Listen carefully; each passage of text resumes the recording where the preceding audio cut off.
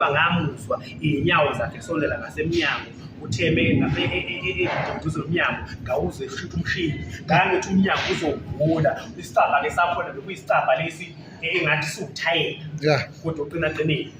mayeshutha umshini lapho ngithi uyasabisa kanti silima sodubula ngempela udubula ngaphakathi umnyango awuvulile inhlamvu yokuqala yashaya isiphikile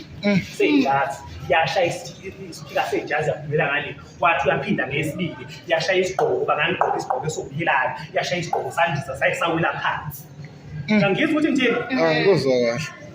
ngabona ukuthi silima sodubula ngempela lesi ngabaleka ngaphuthuma manje ngiphuthuma kubhengu ukubhengu uyuphatha nomthetho ngangizwa ukuthi ngithini mangifika kubhengu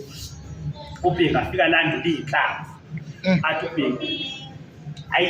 inhlamvu sokwaqinisa kakhulu kade esekhaya inhlamvu akanazo angeke sikwazi ukuya kumuntu ohlomile singahlomile futhi njobe sekhombisile ukuthi uyiphi nje asiphuthume umlungu endlu kaMlungu engekho kude kakhulu nala sasihlala khona ngoba ibonakala kwakhambeka nise kwakuqhama amandla siphuthumeke kuze ngisola ukuthi ke sathatha isikhathi ukubuya ngoba sathi sibuye endlini itshe laseloma inhlamvu wayengasafaniswa nakhaya ushezi nobangubani